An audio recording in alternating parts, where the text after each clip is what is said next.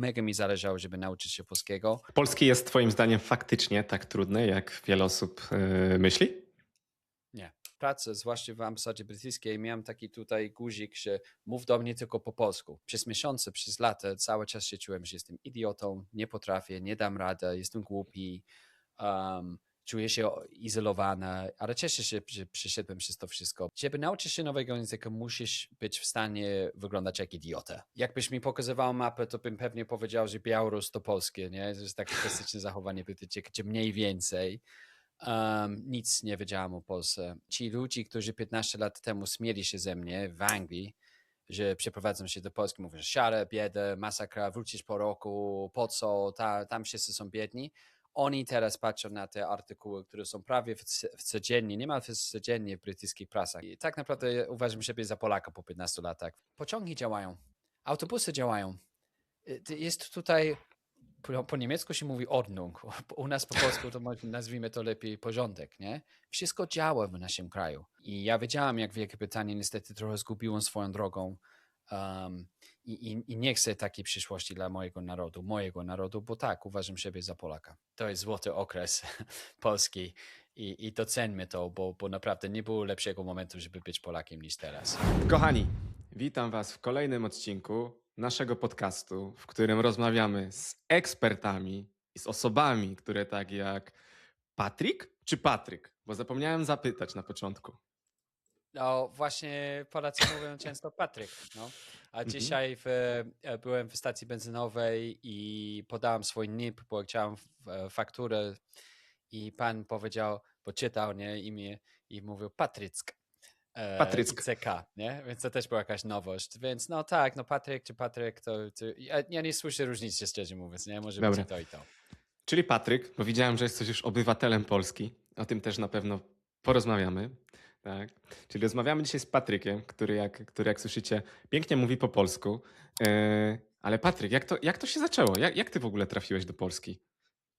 Trochę przypadkowo, bo ja pracowałem w brytyjskim rządzie i byłem w Afryce. I jak wróciłem z Afryki, znaczy mogę powiedzieć od razu, że to było w 2007 roku, więc to było parę lat po przejściu Polski do Unii Europejskiej i po tej pierwszej fali Polaków właśnie wyjeżdżających na wyspę.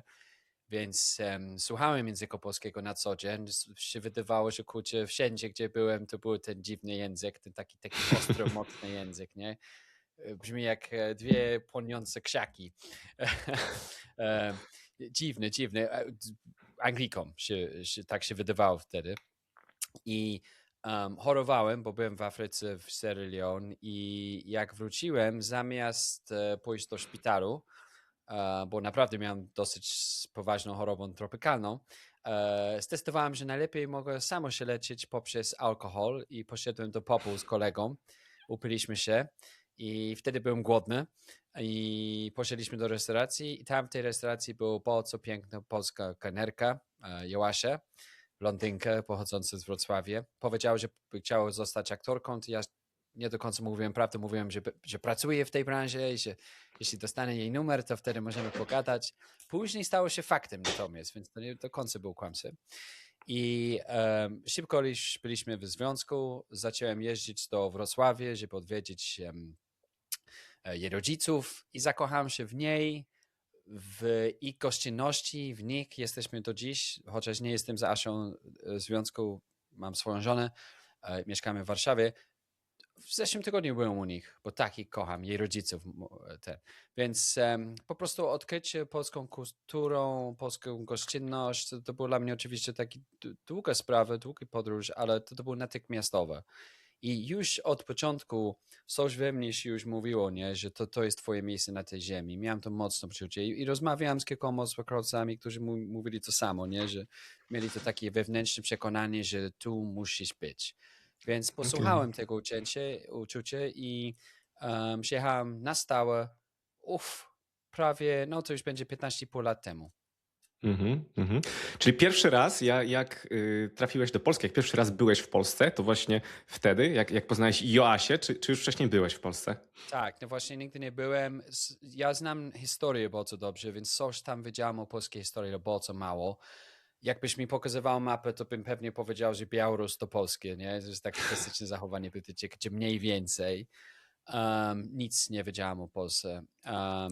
No i początek to był dosyć dziwny, bo Wrocław w 2007 roku to był dosyć mało rozwinięty, bym powiedział, zwłaszcza teraz, no bo teraz Wrocław jest super nowoczesnym miastem. Stare wojskowe lotnisko, przekonwertowane na cywilne, stare drogi z dziurami i tak dalej. Teraz są nowe autostrady, stare bloki, no to teraz wszystko są pomalowane, więc to pierwsze wrażenie było dosyć tak, o Boże, to wygląda jak Belgrad, nie? Jakieś takie klisze z Serbii czy coś. Ale wtedy, jak mówię, odkryłem gościnność jej rodziców, którzy tak ciepło mnie przywitali, no, z otwartymi ramionami, to było cudowne. I jeździłem kilka razy w roku. Już tak zaczęliśmy jeździć, tak co 2-3 miesiące, to znowu byliśmy w Polsce, znowu ich odwiedziłem. Pierwszy wizyty do Warszawy, Zamek Książ. Naprawdę odwiedziłem Polskę w tych latach, zanim przyjechałem na stałe. Mhm. No to jest ciekawe, bo jeśli chodzi, to było 15 lat temu, bo teraz na pewno no, jesteś w mediach społecznościowych. Teraz ja bym powiedział, że Polska jest cool w mediach, Cool, nie? Polska, wszędzie. Polska, Polska jest na topie, ale 15 lat temu no, to był trochę inny świat, nie? To właśnie Polacy emigrowali do Wielkiej Brytanii, a nie Brytyjczycy do Polski, więc ty jesteś, można powiedzieć, takim wyjątkiem od reguły. Znaczy trochę OG, jeśli chodzi o obcokrajowców w Polsce. Znaczy były taka fala Brytyjczyków w latach 90. Mega polecam na przykład książkę mojego kumpla Michael Moran na temat jego początki w latach 90. Jest fantastycznie się czyta. Ale rzeczywiście, no jak ja mówiłem Polakom, że hej, przeprowadzam się do Polski, albo bym chciał, albo już byłem, oni zawsze mówili po co, nie, dlaczego? I moim zdaniem to dużo świadczy o może o tym niskim poczuciu własnej wartości, które wciąż mamy w Polsce. Polska jest dosyć traumatyzowanym narodem, bym powiedział, po ostatnich 300 latach wojen i koszmarów, jaki przeżyliśmy. Więc jednocześnie oczywiście Polacy są mega dumni i wdzięczni za bycie Polakami. To jest bardzo ciekawy kompleks nawet, nie? Z jednej strony nie widzimy nasz kraj, z drugiej strony właśnie jesteśmy bardzo Tak. zadowoleni, że jesteśmy Polakami. W każdym razie już od dłuższego czasu nikt nie zadaje tego pytania dlaczego. Wręcz przeciwnie, ci ludzie, którzy 15 lat temu śmieli się ze mnie w Anglii, że przeprowadzą się do Polski, mówią, że siarę, biedę, masakra, wrócisz po roku, po co, tam wszyscy są biedni. Oni teraz patrzą na te artykuły, które są prawie codziennie, niemal codziennie w brytyjskich prasach, nie? Że polska gospodarka przed brytyjską, jeśli chodzi o PKB na osobę, polskie wojsko największe w Europie, nie? I patrzą na to i mówią, kurczę, nie wiem co się stało, ale też zastanawiałem się nad przeprowadzką się do Polski, więc w międzyczasie, tak jak mówiłeś, multum obcokrajowców przyjechało do naszego kraju. Trochę mi przykro czasami, bo kiedyś to był kind of cool, że jestem jednym z niewielu, ale już teraz Brytyjczyków jest sporo i tak naprawdę uważam siebie za Polaka po 15 latach, więc myślę, że to raczej jest dobrze dla naszej gospodarki. Jasne, jasne. No a w którym roku finalnie zdecydowałeś się przeprowadzić? Bo na początku to było takie odwiedzanie, tak? Tylko wizyty, a kiedy finalnie się przeprowadziłeś? Wizytę, ale małe tajemnice zdradzam, że kiedyś śpiewałem w zespołach i jeździłem niezależnie od swojej dziewczyny, pomimo to, że prawie nic nie mówiłem po polsku i mieliśmy koncerty po całej Polsce, więc ja byłem w Cieszynie, w Mińsku Mazowieckim, w Szczecinie, w Kołobrzegu, w wielu miastach mniejszych i dużych i naprawdę mi się wydawało, że znam Polskę, chociaż mało mówię, nie, jakoś sobie radzę, ale jak przyjechałem, to było 5 października 2010 roku, trzymając ten bilet jednostronny, nie? Po raz pierwszy właśnie leciałem gdzieś jednostronny i już był ten moment, nie? Nie znałem języka polskiego, nie miałem żadnych kontaktów, w ogóle teraz patrząc na to z perspektywą czasu, no to brak przygotowania, no ale nie było internetu jak teraz, nie było grupy dla ekspatów i obcokrajowców.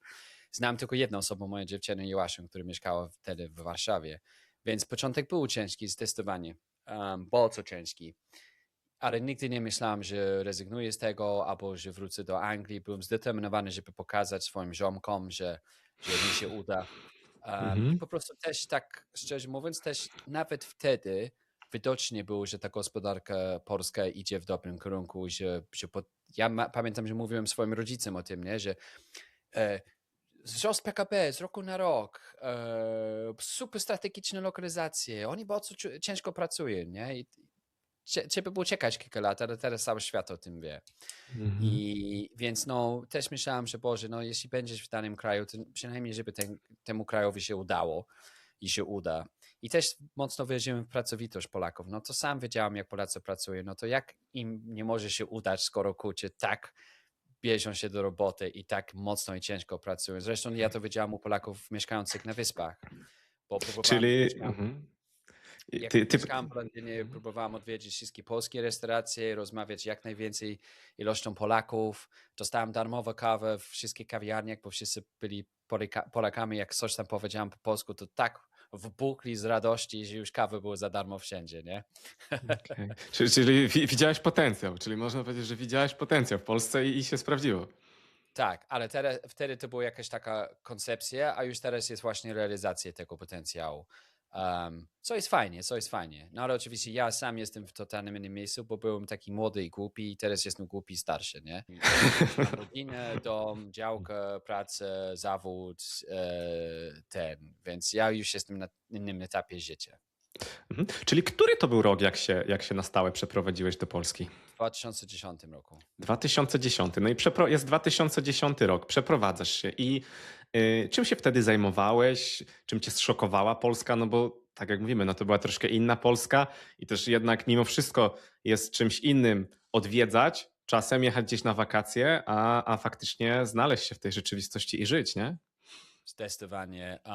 No po pierwsze, myślę, że był taki mały jakby przesmak, można tak powiedzieć, starych lat, bo na przykład Warszawa, no okej, no Warszawa jest zawsze taka to swoim środowiskiem, ale ja byłem, jak mówiłem wcześniej, ja byłem w różnych mniejszych miejscowościach i wiedziałem, jak ludzie mieszkali. Na przykład nie wiem, czy byłeś w Katowicach w 2005, 2006, 2004 roku, no ale bałem się, bo te ulice były ciemne, nie było oświetlenia, jest tak po prostu. A teraz jestem w Katowicach, to kurczę normalne miejsce, nie wiem co się stało. Praga, Warszawie to samo.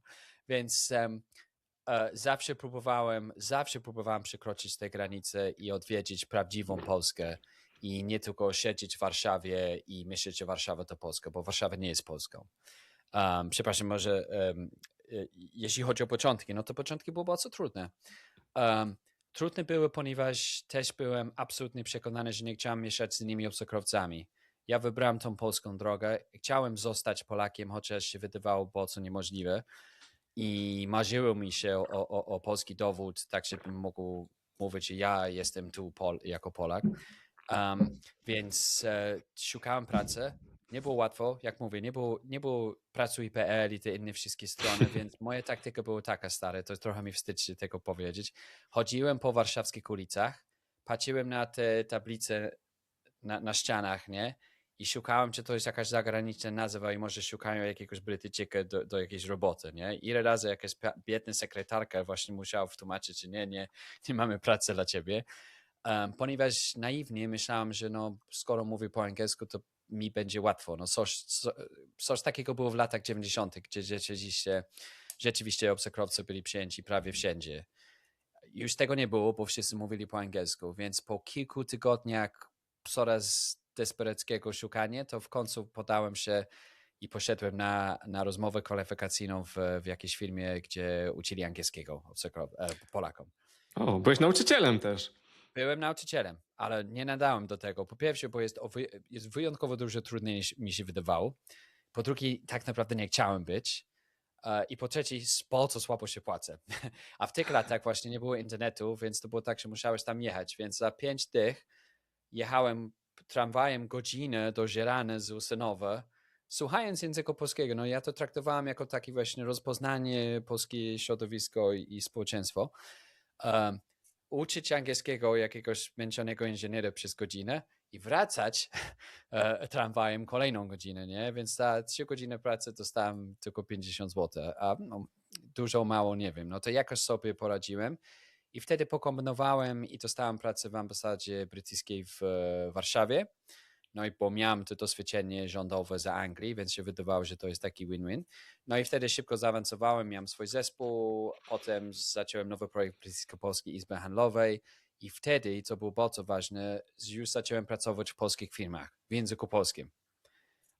Co nie było łatwo, bo siedzieć i zrobić taki pitching dużej kooperacji w języku polskim z polskimi pracownikami, wszystko polega na twoich barkach, no to kurczę, no stary, to jest stres na wysokim poziomie, ale wszyscy byli cierpliwi. W tej ambasadzie brytyjskiej też dostałem lekcję języka polskiego 2 razy w tygodniu przez 90 minut, więc to też dużo pomagało i też cały czas właśnie unikałem obcokrajowców i zrobiłem taki głęboki właśnie wejście w to polskim społeczeństwie. Nie? Mega mi zależało, żeby nauczyć się polskiego, więc ciągle słuchałem podcastów, Talk FM, najlepsze. Były darmowe i dostępne na różne tematy. Fiszki, pamiętasz fiszki? Tak się mówi, nie? Fiszki? Jasne. Fiszki. Flashcards, fiszki. Dzięki. Zrobiłem własne i zrobiłem test, nie? Miałem taką górkę tych fiszek. Nigdy nie mogę pamiętać, jak tego powiedzieć. I właśnie testowałem je słownictwo. Czy znam to słowo?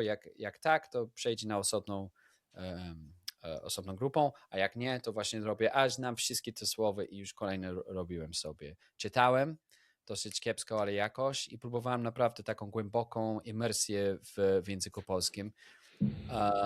Nie mówię, że ja mówię perfekcyjnie, ale zawsze byłem nastawiony na tym, żeby mówić swobodnie, żeby nie dbać za dużo o gramatyki, po prostu mówić prosto ze serca, nie? Polski jest twoim zdaniem faktycznie tak trudny, jak wiele osób myśli? Nie. Każdy język jest trudny, jeśli jesteś zmęczony i nie masz tej wewnętrznej motywacji, a jak się mówi po polsku rachącego, nic trudnego.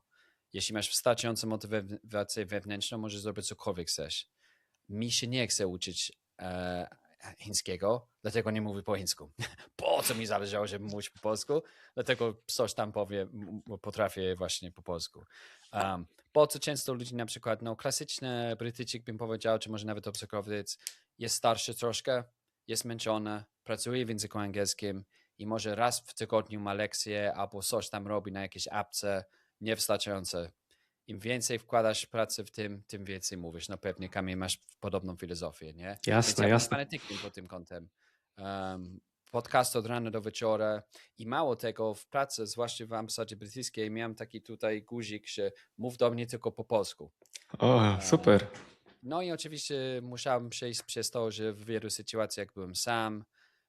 Znałem już ludzi, uczenie angielskiego to właśnie poznałem młodych ludzi w różnych korporacjach, zaprosili mnie na uroczystości, na imprezę, trochę się upiliśmy i zawsze sam byłem, bo tak naprawdę dalej wszyscy gadali tak szybko, używając takie potoczne słowo, nie? Że ja nie byłem w stanie nadrobić, nie wiedziałem, o czym mowa jest i przez miesiące, przez lata cały czas się czułem, że jestem idiotą, nie potrafię, nie dam rady, jestem głupi, czuję się izolowany, ale cieszę się, że przeszedłem przez to wszystko, bo gdybym zaczął mówić po angielsku, to wszyscy by chętnie też do mnie mówili po angielsku i to już nie byłbym w stanie właśnie rozmawiać tak swobodnie jak dzisiaj. Jasne. A w momencie, w którym przeprowadziłeś się do Polski, ty już umiałeś? Nie miałeś jakiejś podstawy, czy to było kompletnie od zera, completely from scratch? Jak wtedy w tym 2010? Od drapanki. Nie od drapanki. Nie, to miałem parę lekcji w Londynie z panią Olą, którą pozdrawiam, bo do dziś nie wiem, czy ja jestem jednym z niewielu Brytyjczyków, którzy przeprowadziły się do Polski po jej lekcjach. Pozdrawiamy. Ona super była. I śmieszne to było, bo pamiętam pierwsze lekcje, jak one zaczęły tłumaczyć gramatykę języka polskiego, nie? I wszystkie miny tych facetów, bo sami faceci, nie? I każdy z nich poznał jakaś Polkę i chciał poznać jej rodziców. To był taki szok, nie? Mianownik, dopełniać, wiernik, to what? Ja uczyłem się łaciny w szkole, więc myślę, że coś mi pozostało jednak gdzieś tam w tle głowy. Więc mi się wydawało, że coś tam mówię, zresztą właśnie jeździłem do Polski w miarę często, ale pamiętam na przykład w sklepie pierwszy tydzień pani powiedziała, czy chce siatkę przy kasie, nie? A ja znam tylko jedno słowo, torbę czy torebka, więc panika, nie? No ogromna panika, że siatka, no siateczka. A oczywiście dalej nie znam te słowa, więc te początki były dosyć trudne. Żeby nauczyć się nowego języka, musisz być w stanie wyglądać jak idiota, moim zdaniem. A też jest śmieszne, na przykład byłem w sklepie z mięsem, nie? I chciałem kurczaka, no nie wiedziałem co zrobić, więc w końcu tam stanąłem i zrobiłem taką Pani Ale się zatrudniała. dogadałeś, ale się No, dogadałeś, dogadaliśmy ale się się. dogadałeś, ale się Pan ze dogadałeś. mną był bardzo zachwycony tą sceną, a potem z Shinką tydzień później to już wiadomo co zrobić, nie? I człowiek zdaje sobie sprawę, ile komunikacji jest właśnie niewerbalne i oparte o gestykulację. Jasne, Ile jasne. można komunikować gestykulacjami. Czyli widzicie, nie bać się popełniać błędów, imersja, otaczać się Polakami, tak? A jakbyś miał tak powiedzieć, no wiadomo, na pewno uczysz się polskiego cały czas, tak? W dalszym ciągu, ale ile Nie. zajęło ci, no wiesz, rozmawiasz po polsku cały czas na pewno Tak, jakoś tam ulepszasz swój poziom, ale ile zajęło ci nauczenie się polskiego, tak jak pamiętasz, jak cofniesz się w tył pamięcią właśnie od czasu, kiedy przyjechałeś, do momentu, kiedy byłeś już tak komunikatywnie w stanie porozumieć się po polsku? Od 2 do 4 lat mi się wydaje, bo uczyłem się polskiego intensywnie w ambasadzie brytyjskiej tylko. Wszystko poza tym to było z własną ręką jakby, nie? Przez to, że miałem sami przyjaciele z Polski i pracowałem w języku polskim, no to pewnie to dużo pomagało, więc tak formalnie może 2-3 lata, a resztę czasu to było poprzez kontakt właśnie z Polakami, chodząc na macie, oglądając telewizję, słuchając tych podcastów dalej. No, tak, ciężko mi powiedzieć dosłownie, ale myślę, że najważniejsze to były te lekcje z różnymi nauczycielami.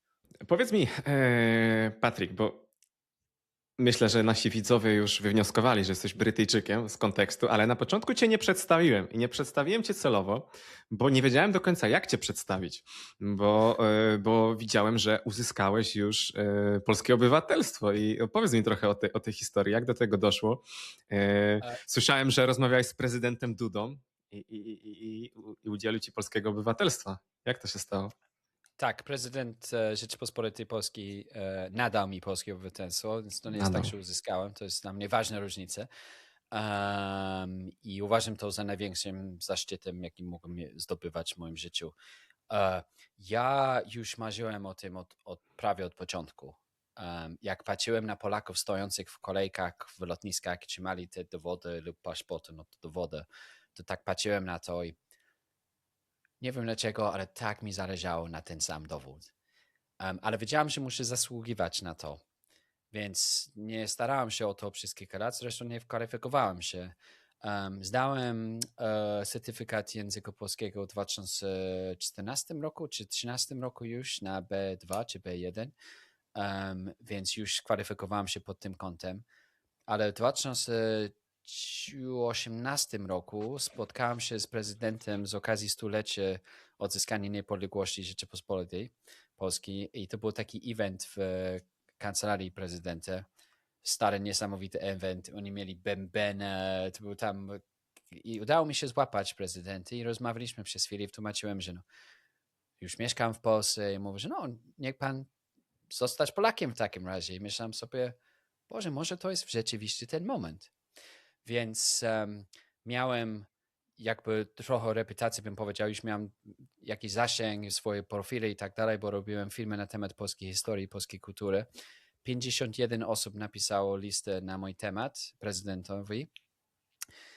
Jest taki formalny wniosek i proces, który trzeba przejść, więc uzupełniłem wszystkie te kryteria i jest nawet filmik właśnie w internecie na YouTubie, jak dostaje SMS, że prezydent podpisał tą uchwałę i że formalnie zostałem Polakiem, polskim obywatelem. Czy jestem Polakiem, to już jest inne osobne pytanie. To jest właśnie tak bardzo ciekawe jest dla mnie, jak obejrzałem ostatnio, że z jednej strony ja się cieszę, z drugiej strony też miałem ciężar, bo co innego jest właśnie urodzić się w danym kraju i być obywatelem po prostu, a co innego jest właśnie z własnej woli zostać obywatelem innego państwa. I nie chodzi właśnie o odrzucenie swoją poprzednią ojczyzną, bo dalej jestem brytyjskim obywatelem i nie chcę tego zrobić, ale na przykład zdałem sobie sprawę, że między innymi artykuł 85 Polskiej Konstytucji o obronie ojczyzny spowoduje, że gdyby coś się stało, to wtedy byłbym zobowiązany właśnie obronić ojczyznę. Z tym nie mam żadnego problemu, ale obywatelstwo to nie jest same Przywileje i plusy i benefity, to też jest seria właśnie obowiązków. I wtedy w tym momencie czułem się ten ciężar obowiązków.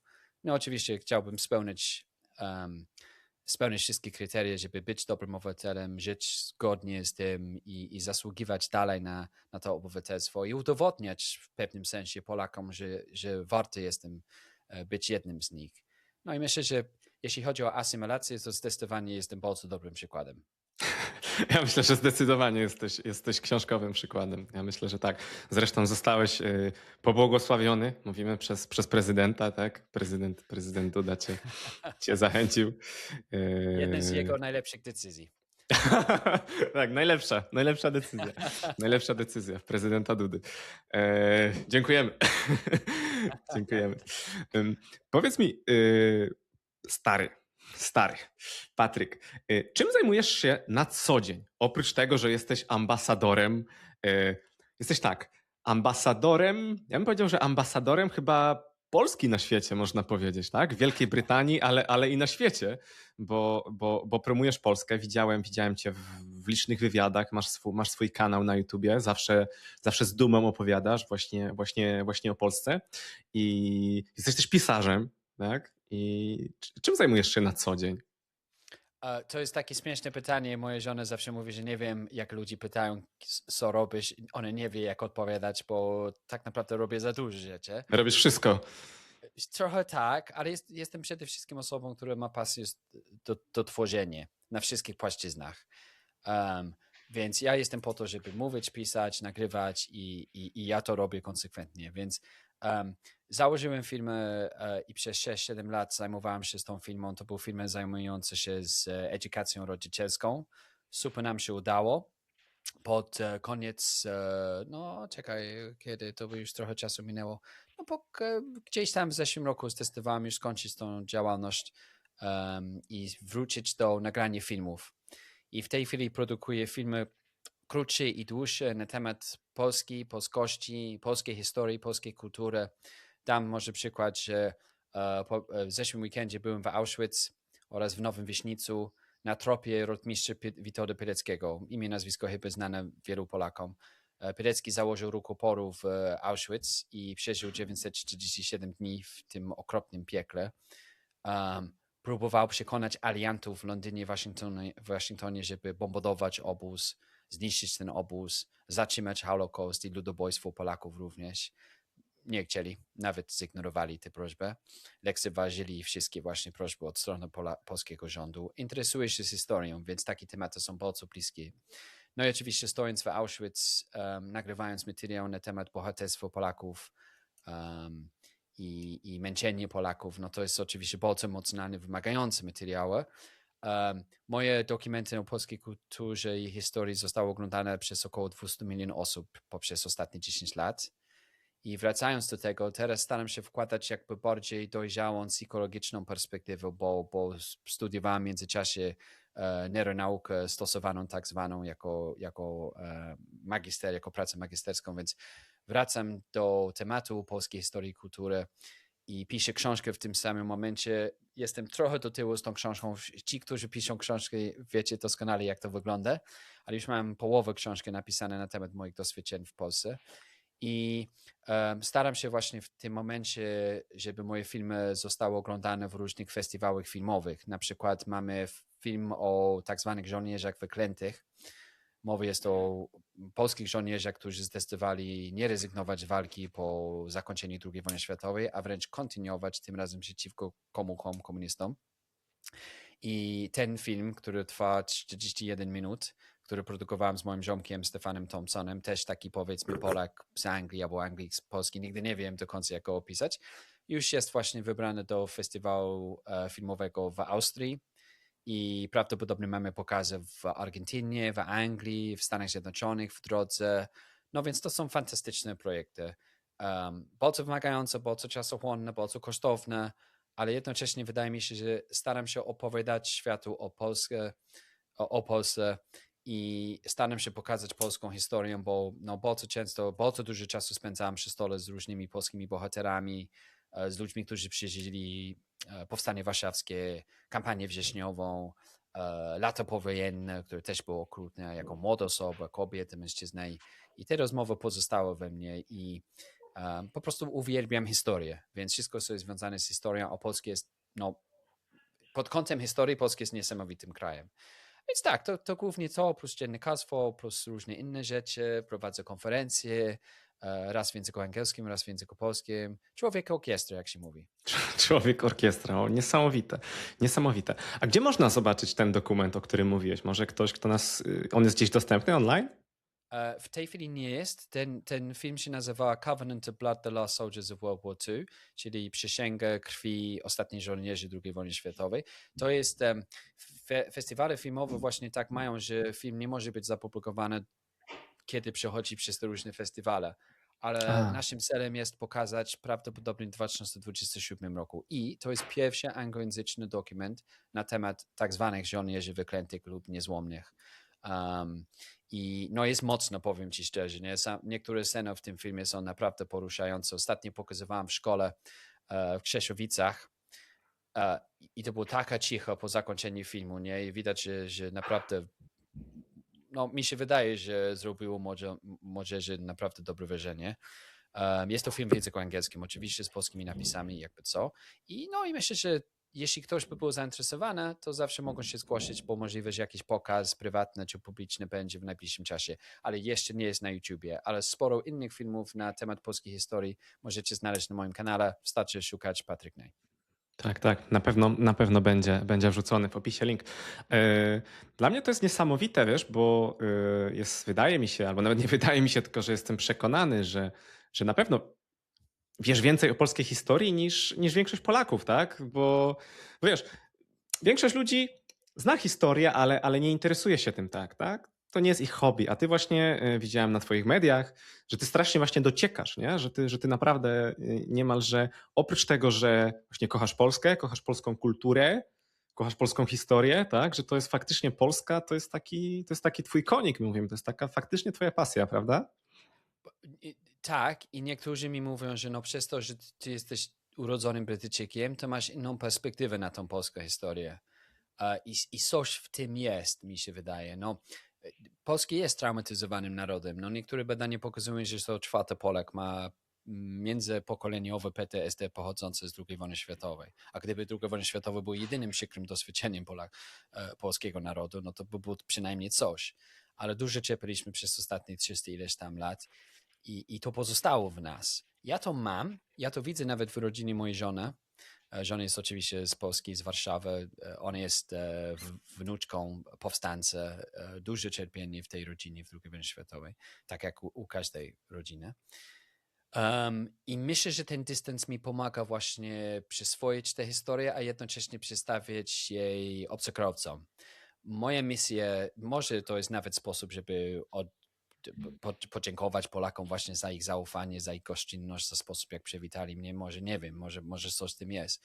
Ale staram się właśnie skupić się na tym, że ta historia inspiruje nas dzisiaj. Uważam, że zachodnie kraje, w tym też Wielka Brytania, trochę się zgubiły swoją drogą, bo to są kraje postmodernistyczne, w dużym stopniu socjalistyczne, gdzie tradycje, wartości typu tradycje, historię, rodzina, szacunek dla starszych nie są nieprzestrzegane, ale trochę są postrzegane za jakiś passé.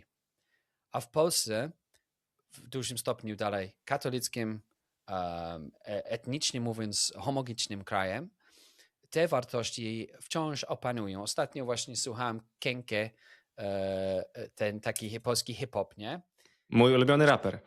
No, powiem ci tak, słuchałem to, młody Polak słuchałem, nie? W wersji takiej słowiańskiej poprzez AI, genialnie brzmi.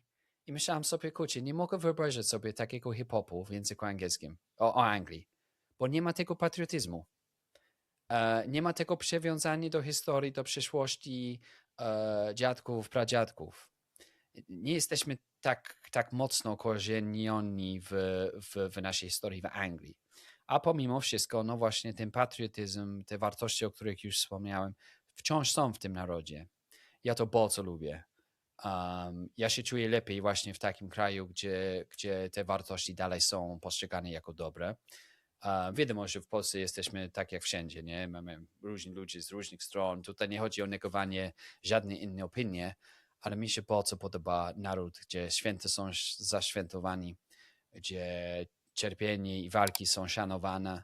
Za ta wolność, za którą Polacy tak mocno płacili, jest dalej szanowana, bo wolność nie jest wolna. I Polacy doskonale wiedzą o tym. I oczywiście uwielbiam cechy Polaków i chętnie dzielę się z innymi ludźmi, więc tak jak powiedziałeś wcześniej, Kamil, no to kiedyś to była jakaś nowość i rzadkość. Teraz już jest tak po prostu, że odpalam Instagramy i kolejny Angol chwali Polskę i myślę sobie, że kurczę, no nie ma miejsca dla Patryka. Tak, tak. Mi się cały czas wyświetlają te filmy, jak ktoś idzie na przykład na Nowym Świecie i pokazuje, że jest czysto na ulicach i tak dalej, nie? I tak dalej. No, to są na przykład pociągi działają, autobusy działają. Jest tutaj, po niemiecku się mówi Ordnung, u nas po polsku to nazwijmy to lepiej porządek, nie? Wszystko działa w naszym kraju. Idziesz do stacji benzynowej, toalety są czyste, bo jest jednak wysoki poziom szacunku między ludźmi. Boję się, że tracimy to i ja chcę, żebyśmy zrozumieli, co my mamy teraz i żebyśmy nie zgubili się w tym świecie i żebyśmy chcieli, żeby Polska zawsze była Polską. I ja wiedziałam, jak Wielkie Brytanie niestety trochę zgubiło swoją drogą i nie chcę takiej przyszłości dla mojego narodu, bo tak, uważam siebie za Polaka. Pięknie, pięknie, pięknie. A jakbyś miał wskazać taką twoją ulubioną, już powiedziałeś o tym patriotyzmie, ale jakbyś miał wskazać taką ulubioną cechę takiego Polaku, wiadomo, nie można wszystkich wkładać do jednego worka. Ulubioną cechę, taką, ale ogólnie Polaków i jedną rzecz, na którą mimo wszystko mogliby popracować.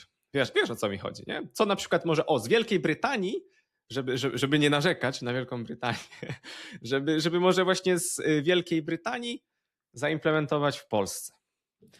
Jedną rzecz, bo kiedyś mówiłem o customer service, nie? O tym, jak traktujemy innych w sklepach i tak dalej, ale ja już nie jestem brytyjską gościńcą, jestem polskim motyłem i mi się podoba, że jest hop chop, kupuję i nic. Ja nie chcę podrywać ani gadać z kasjerką. Mi się chce kupić i wychodzić. Więc nie jestem na takim etapie jak wielu obcokrajowców, że narzekam, że Polacy są niemili. Myślę, że bym zwrócił uwagę na sposób, jak Polacy działają w grupach. Polacy mają, a to jest nie jakaś nowość, no, tendencję do intrygi, jak się mówi? Intrygowanie? Konspiracji? Do snucia intryg? Do snucia intryg może, tak? Dzięki. Do knucia. Tak. Nie działają zbyt dobrze zespołowo, dlatego jak patrzysz na sporty, w których Polacy są wybitni, to zazwyczaj są indywidualne sporty, nie? Bo Polak jest doskonały w indywidualnym sporcie, a w drużynach tak sobie, więc myślę, że praca w zespołach to może być rzecz, na którą moglibyśmy pracować. Okej. Super. No a pozytywne, no to już jestem pewien, że znajdziesz więcej, Gdyby nie to, to by cię tutaj nie było. No, owszem. Lubię tą pracowitość, testowanie, tą gościnność. Kiedy Polak mówi, że ty jesteś moim ziomkiem, to znaczy, że on będzie walczyć za ciebie i po prostu robić wszystko dla ciebie. I lubię sposób, jak Polacy wprost mówią. Lubię ich odwagę. Ja wiem, że nie musimy okazać na co dzień, ale dalej wierzę w tą odwagę Polaków. Uwielbiam ich miłość do ojczyzny, którą okazują w mniejszych i dużych stopniach. Lubię tę tendencję do buntowania. Pomimo to, że stoją przy pustych drogach, bo te czerwone gwiazdy, to nie mogą przechodzić przez ulicę. Ja rozumiem, bo mandat. No ale pomimo wszystko uwielbiam fakt, że Polacy mają tendencję do buntowania. Pamiętasz podczas COVID, jak ten minister zdrowia, jak się nazywał, już nie pamiętam, mówi, że mogłbym powiedzieć Polakom, że mają zakładać maseczki, ale my Polacy mamy bunt w genach, nie? Jest tak, yes! Uwielbiałem to. Jest jeden z ulubionych cytatów. Wszyscy z maseczką na brodzie. Tak, to było to, nie? Że tak niby tak, ale nie do końca, nie? No i uwielbiam fakt, że udało im się odbudować kraj w takim szybkim, błyskawicznym tempie. Mało kto właśnie doceni ten fakt. Nie? To był dzięki ciężkiej robocie zwykłych Polaków. Rząd owszem, no ale Polacy to robili. No to na przykład uwielbiam fakt, że mamy ogromny sektor świetnych firm w Polsce i mało tego, duże firmy już polskie zaczynają przejąć zagraniczne korporacje. Co dzień prawie widzę jakieś nowe news, jakieś akwizycji od polskiej firmy, czy poprzez polską firmę, więc no, ta pracowitość, ta gościnność, ta odwaga, szacunek również do starszych, no to zdecydowanie są wartości, które ja doceniam. Niesamowite, niesamowite, Patryk. Dziękuję Ci bardzo. Myślę, że właśnie wydaje mi się, że jesteś motywacją, zarówno właśnie taką motywacją i inspirujesz na pewno osoby jak Ty, które właśnie przyjechały do Polski, zakochały się w Polsce, tak jak Ty, mają męża, żonę i przeprowadziły się do Polski, ale też pomagasz Polakom, właśnie pomagasz też Polakom, bo tak jak mówiłeś, często właśnie Polacy są, no mamy te swoje traumy i tak dalej, często narzekamy na Polskę, tak, już widziałem też, że nieraz mówię, że Polacy sport narodowy, narzekanie i tak dalej, Tak jest. ale właśnie pomagasz też trochę zrozumieć Polakom lepiej to, co oni mają i pomagasz też docenić, że to jest właśnie niesamowite z mojej No, perspektywy. Ci, którzy znają historię, wiedzą doskonale, że to jest złoty okres Polski i doceńmy to, bo naprawdę nie było lepszego momentu, żeby być Polakiem niż teraz. Pięknie, pięknie. Piękne słowa na koniec. Dziękuję Ci bardzo, Patryk, za rozmowę. To była przyjemność. Wszystkie linki do YouTube'a, do Instagrama, do Facebooka Patryka znajdziecie i mam nadzieję, że to nie był ostatni raz, kiedy rozmawiamy. Dziękuję Ci bardzo. Dzięki serdecznie.